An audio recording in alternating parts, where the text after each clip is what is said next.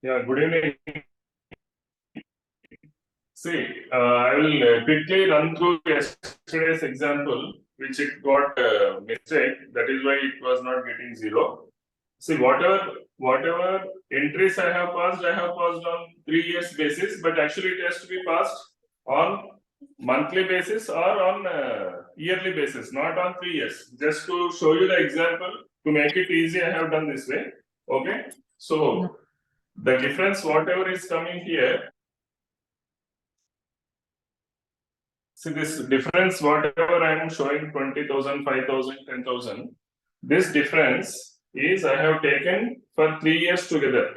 Okay, because being we have taken the example in such a way that up to 3 years, 1 lakh is the rent. This 1 lakh is rent for 3 years. Okay, and 1,20,000. Average rent is 40,000. So when I do the equalization every year, it will be 40,000 only as per the standard. Okay. So here 0 to 3 years, it is 3 years, 1,20,000. Again 4 to 6 years, it is 3 years, 1,20,000. Again 7 to 10. Here there was a mistake that here also I had taken 1,20,000 as average, which was wrong, and it is 1,60,000. Okay, so 1,64 years and 5 years 2 lakhs. So entire amount is totaling to 6 lakhs.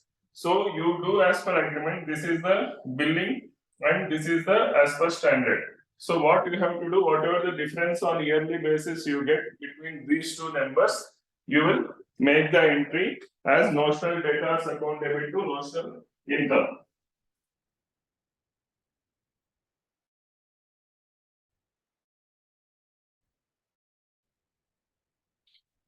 Notional debtor income is less than your average income, then notional debtors will get debited and notional income will get credited.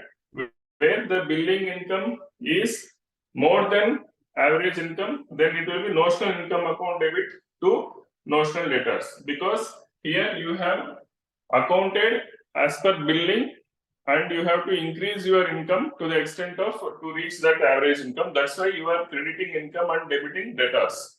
Here you have already billed more than the average. You are reducing the income to the extent of this, whatever the difference is there. Okay.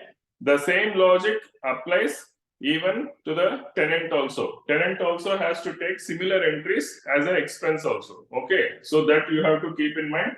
This will not affect your direct tax or indirect tax. See, the total income, whatever you will be reporting in the first year or first 0 to 3 years,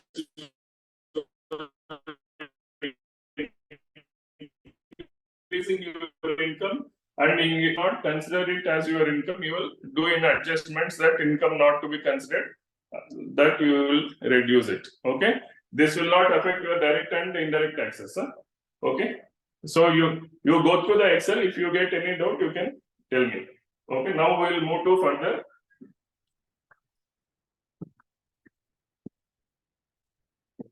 So now what is left in our first topic is employee benefits is left, accrual of interest on deposits, accrual of interest on borrowings.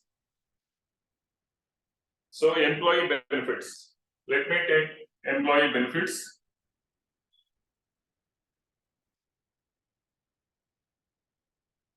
There will be two benefits for employees. One is short-term benefits, one is long-term benefits. Okay. Short-term benefits, you like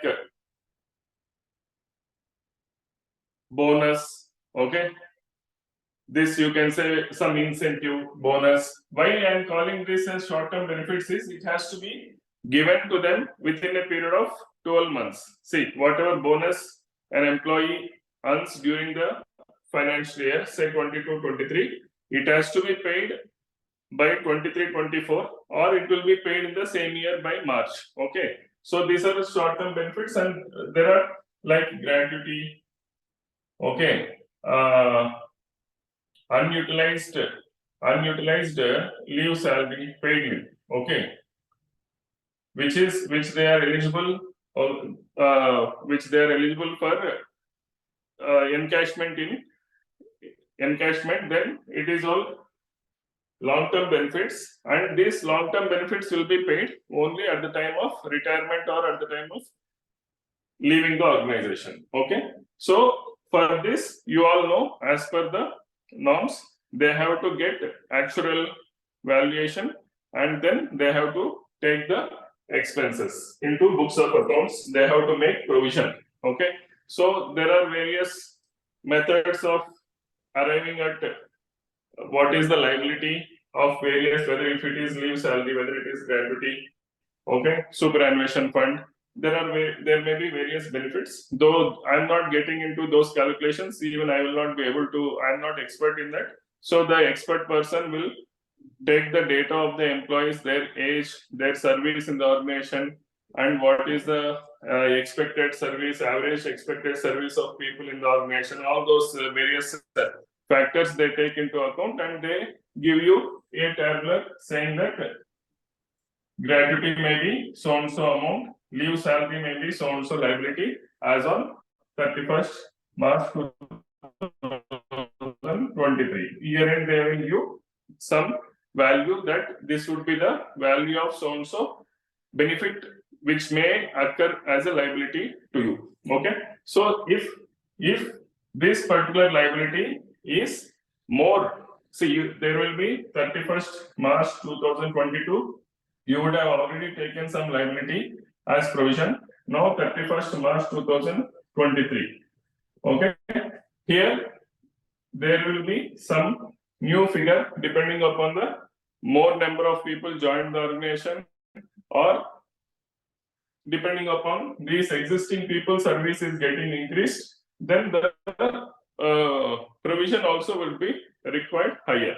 Suppose if any of the people left from opening, I mean from 1st April, then this liability would have got reduced to 90, say, because 10 is already paid. Then after new joinees and all, there will be revised liability as on next subsequent year. Then you, whatever the difference is there, you have to maintain 110 rupees as on this particular day. Then you have to make provision for 20 rupees as per the valuation given by the expert person. So, say for example, if it is a gratuity, then we will say gratuity account debit to provision for gratuity. Okay, like that. If it is salary, I mean leave salary, okay, which they are entitled for encashment, then for that also you have to take similar provision. And for short-term benefits, it is a regular entries which we take for short-term benefits. Like you see, at the year end, we make one entry for salary. Okay, whatever the breakup is there, basic account debit, or HRA account debit, because March salary anyway would have not been paid. Okay, so for this we other allowances account debit, special allowance account debit to PF payable to PT payable. If bonus March, if they are accruing bonus account debit to bonus payable. Okay, to net salary payable. This entry is a regular salary monthly entry. This will be entered on monthly basis anyway with respect to each month. So these are all short-term benefits which will be anyway taken care. Wherever there is a long-term benefits, where there is a required actual valuation, that has to be that valuation report has to be taken. Based on the valuation report, you have to make the provision for the differential amount. If by chance, if this liability is reducing for whatever may be the reason, many people left the organization or many people has been removed due to downturn in the economy, then you have to reverse the provision which you have taken here. Suppose you have made last year 100 rupees as provision. Now the actuarial said it is only 80 rupees is required. Then you have to reverse the provision to the extent of 20 rupees with the same entry, with whatever nomenclature. If it is leave salary. If it is gratuity. Okay, this is simple. There is not much here.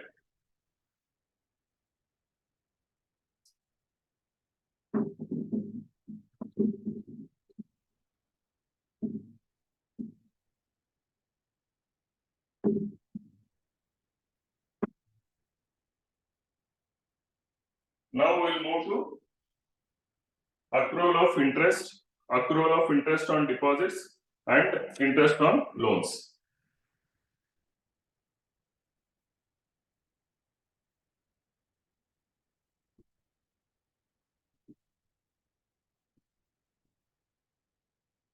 See, why this is important, I say, different banks, depending upon the different, coming to first I'm talking about deposits, different banks follow different way of accounting. If you would have observed in your financial closures, okay, when you ask for the confirmation letters from banks, some people will add the accrued interest in the deposit amount.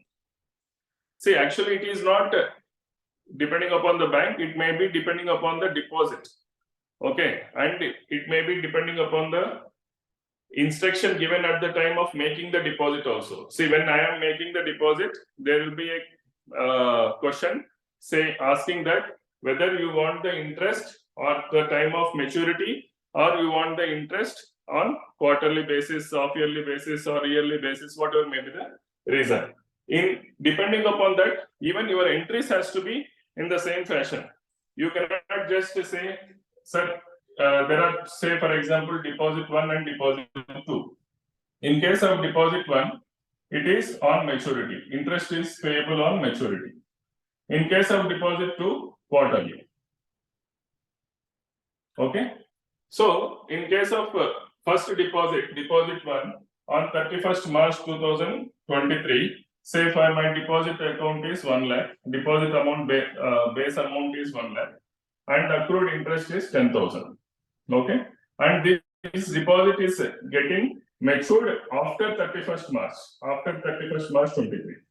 So if you ask balance confirmation for this particular deposit, he will give you 1 lakh only as confirmation, but he will give you one note or something like that, accrued interest 10,000. Okay, like this he will give. Then you have to take entry as accrued interest account debit to interest income account 10,000. Okay. If it is on maturity, they will add it to the here it is on maturity, they will add it to the deposit. If they are adding it to the deposit, then it will be deposit account debit to interest income account 10,000, and the balance confirmation will be 1 lakh 10,000. Similarly, here what they do, they are releasing the interest on quarterly basis. It will get credited to the current account because it is business where I am talking about current account. So, but what is the why it has got accrued is because the quarter did not enter. From the date I have deposited, the quarter is getting over, say 30th April 2023. On 30th April only they will give the credit. So during the month of during the year of 22-23, there is 2 months accrual. Okay, this 2 months accrual, he will mention that this 10,000 is accrued against so and so deposit. At that time, what we will take the entry as accrued interest account debit to interest income account. Okay, this is how you have to take the entry. Depending upon the balance confirmation, see, we do not know. We will only see if at all if it is a new deposit, we check the deposit receipt and we will see what is the base amount. Okay, at the time of balance confirmation, depending upon how he is giving the balance confirmation, whether he is increasing the deposit value, then you have to increase the deposit value. If he is just keeping the deposit value as it is, and if he is showing the accrued interest separately, then you also should take accrued interest separately. Okay. Now coming to loans.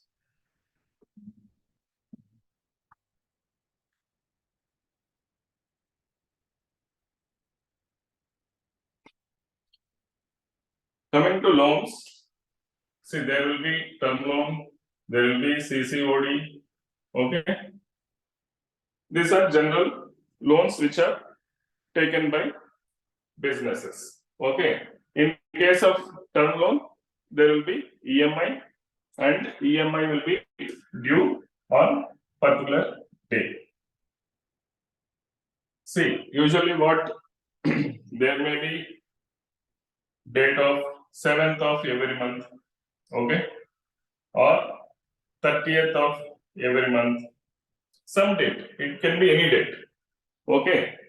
Suppose if it is 7th of every month, then definitely there are chances that the balance 23-24 days of March month will be due.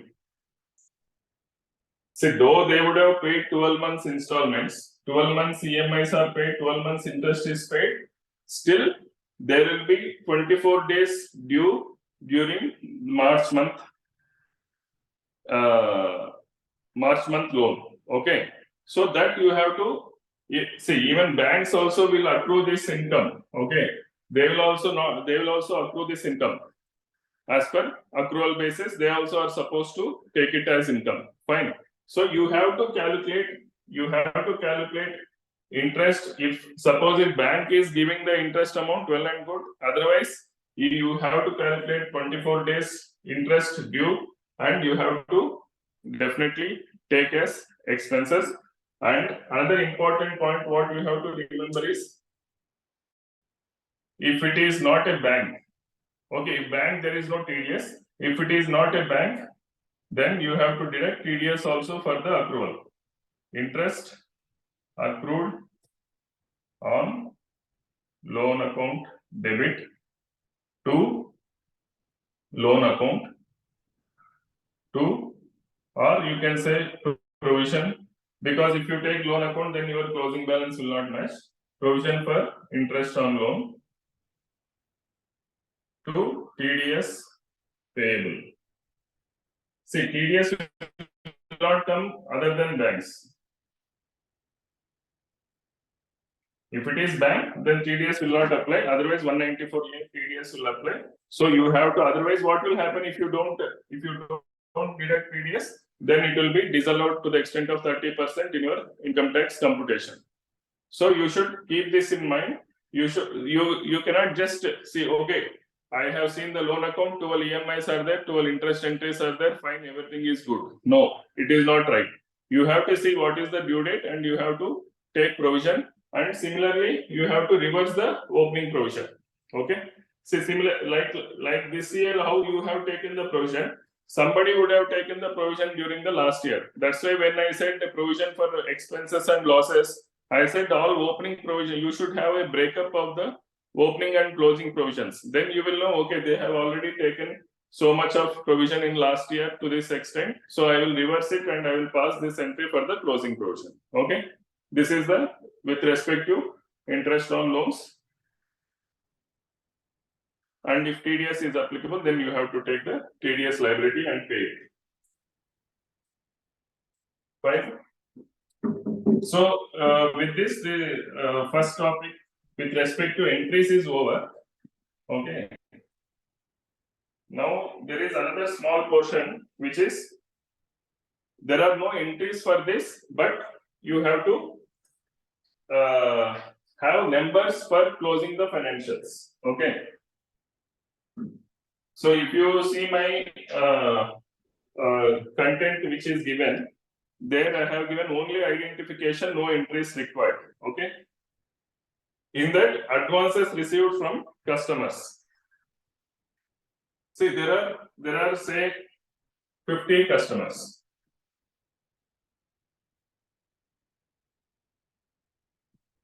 In this, 45 customers, amount due is 50 lakhs, and 5 customers have paid in advance for whatever may be the reason. I have given them more discount, cash discount, so they have given a more advance, like that, whatever may be the reason. There is 5 lakhs receivable from these 5 customers. Okay, as per disclosure requirement, okay, as per standard, you have to show 50 lakhs receivable in debtors and 5 lakhs advance received from customers in other liabilities. Okay, you cannot show net of this 45. Why? Because this customer is different and this customer is different. You cannot set up different customers. Okay, even if it is same customer, if there are two different contracts, then also you cannot merge both. Okay, it has to be reported separately.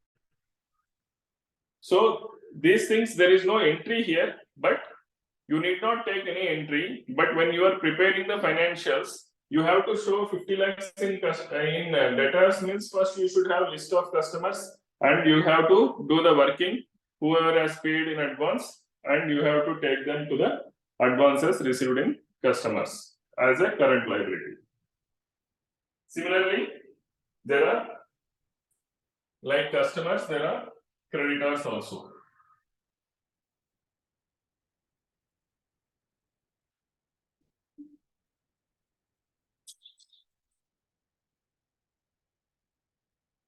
Creditors.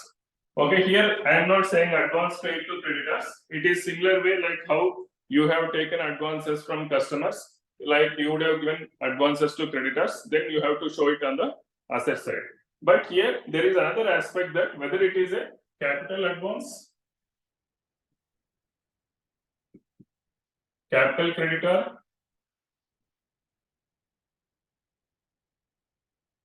or normal creditor. Okay. If it is, see, whatever asset I am building, if I have paid money in advance, then it will become in capital advance and it will be in long-term loans and advances. Okay. And if it is a capital creditor, then again it will be in creditors only. It will not be differentiated. Okay. And now there is a capital creditor also, we have to show it separately, capital creditors. And if it is a normal creditor, then it will go under sundry creditors. Of course, again, here, as per MSME Act, we should differentiate MSME and non-MSME. This we will, more detail, we will see when we are learning the financials. Okay. So this is another aspect of creditors. Apart from this, wherever the MSME overdues are there, then you have to calculate interest. Okay. So this calculation is also required before we start preparing the financials, because based upon this interest, your provision for expenses, losses, it is part of that only. This interest is also your expense which you are liable to pay as per Act. Okay, so you have to see, the first topic is mainly preparing ourselves for the preparation of financial statements. The major topic is preparation. Okay, preparation, we will understand the format and which number has to be put where, that we will understand. So that is the reason first I have taken these closing entries, so that when I am explaining to you the format, I need not get into these aspects. Okay. So here, when MSME is there, wherever there are overdues more than 45 days, then you have to be ready with your calculation of interest for the overdue amounts. Fine.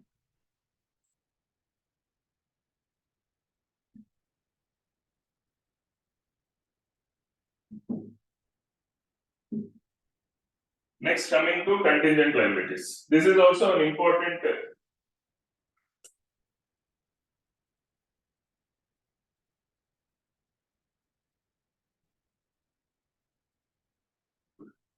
topic.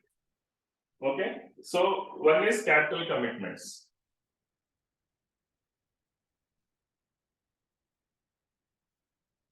What is capital commitments? I have given some purchase order for constructing a capital asset of mine, and say, so for example, for 10 crores I have given the order. Okay, but till March 2023, 31st March 2023, I have executed only 2 crores. Okay, but my purchase order or work order says 10 crores is the total order. So this 8 crores, whatever is there, is my capital commitment. It will come under contingent liability. So open purchase order with respect to capital commitments only. If it is my day-to-day business, then it will not come here. Please remember, it is only with respect to capital commitments, not with respect to regular purchase orders which I am giving for day-to-day business. If I have given some purchase order for raw materials, then that will not come here. Okay, this is only where I am giving capital. I am building some capital assets, and with respect to that, I have given some order, and there is open order in that. Then whatever is unexecuted, uncertified work amount is there, or unexecuted or uncertified. Okay, though that amount has to be taken as capital commitment. Fine. Guarantees. See, guarantee, you would have given guarantee to your group companies, okay, or you would have given guarantee for some director, some you would have given on behalf of the company. I mean, not you, the company would have given guarantee for group companies, or it may be given to any other.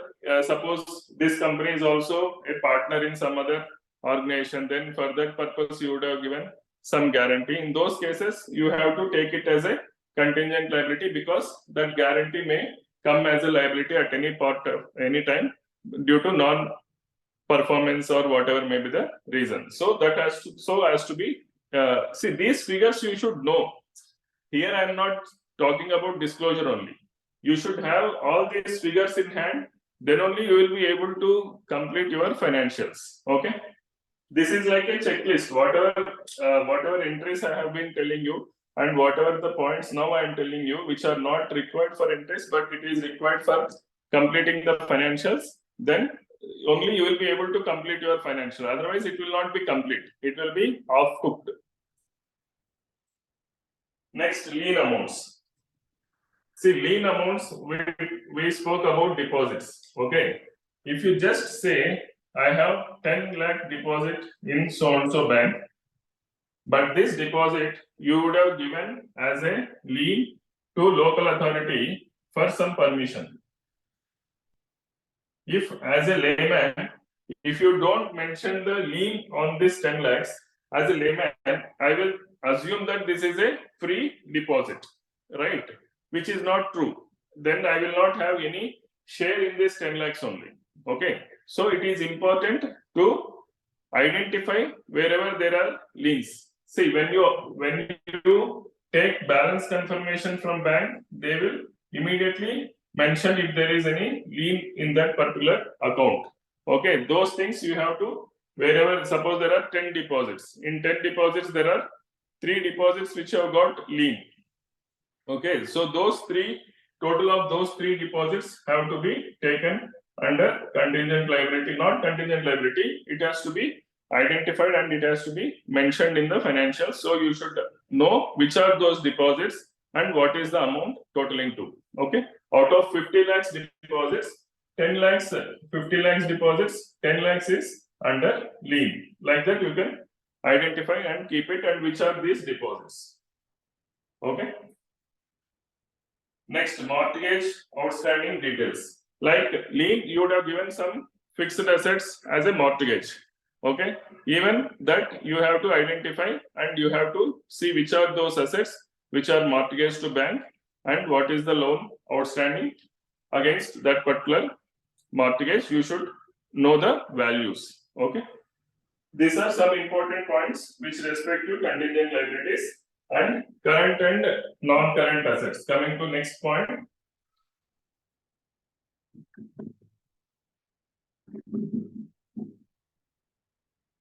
Current and non-current. See, now you have identified there is a liability, for example. There is a liability. Okay, this liability is maybe paid in 12 months or more than 12 months. Say, for example, term loan. Term loan is there where every month you are making EMI payment. Okay. So next 12 months of the EMI comes under current liabilities. Okay, that you have to report it separately. Again, it depends upon Ind AS financials and IGAAP financials. We are discussing in our next topic, not next topic. Whenever we are discussing the financials, we are discussing based on IGAAP only. But I will highlight wherever there is a important point with respect to Ind AS. Okay. So suppose if I am telling some current and non-current, if there is some major difference between Ind AS and IGAAP, that points I will tell you. Okay, but we are focusing on IGAAP only. So 12 months EMI next coming. So if we are on 31st March, say if we are on 31st March 2023, you are preparing the financials.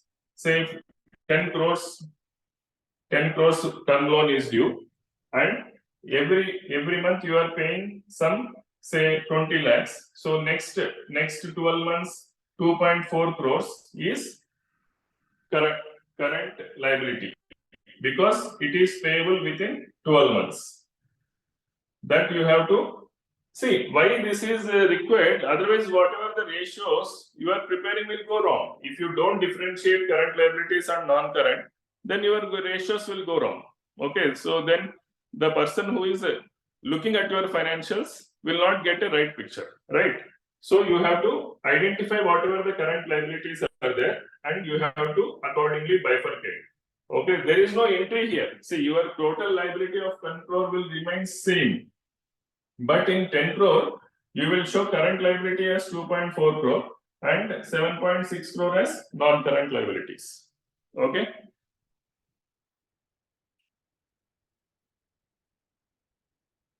And last point, sales to related parties, sales, purchases, related transactions with respect to related parties. Even if you see in the financials, whether even if loans and advances, related party, non-related party, subsidiaries, okay, holding company. So those figures also you should have. Suppose you have taken unsecured loans from 20 people. In that, 10 people or your own group company, subsidiary companies or holding company, subsidiary, holding company, that means co-subsidiary.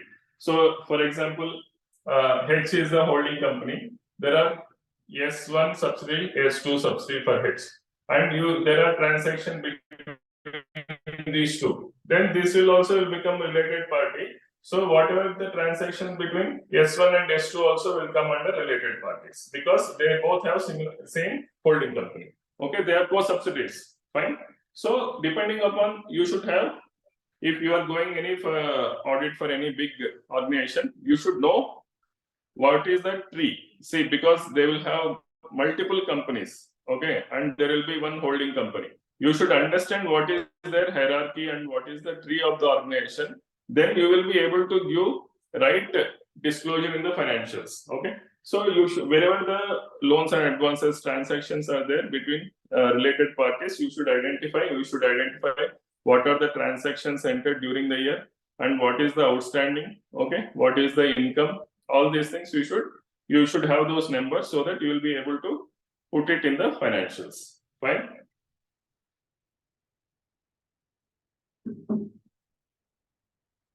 So majorly this topic, preparation for financials, okay, is done. And anyway, GST I am covering it separately. Similarly, like GST, all TDS entries, okay, GST entries, TDS entries. Okay, you should see that everything is complete in all respects. Like there will be reports, what is to be deducted and what is deducted. If there is any GST, I am not talking. I am taking next session GST. So I am talking with respect to TDS liability only, and not only liability, TDS receivable and TDS payable. So in case of TDS receivable, you should match income with respect to 26 AS, and TDS payable, you should see what should have been deducted and how much has been deducted. And if there is any difference, you should take the entry for the difference amount wherever there is a short deduction. If they have permission for short deduction, you have to verify that the certificates given are in line with the deduction. Okay, there should not be any difference. Suppose they have obtained for short deduction, some customer had given some vendor has given short deduction of certificate to this entity, then say for example for 50 lakhs, up to 50 lakhs they will go as per the certificate. Above 50 lakhs, then they have to deduct in a normal way. So those things you have to verify and take the differential amount entries. Fine. Next class we will cover GST, then we will go to financials. That would be better because GST also again I am taking entries only. So it is part of closing entry. It is actually not closing entry.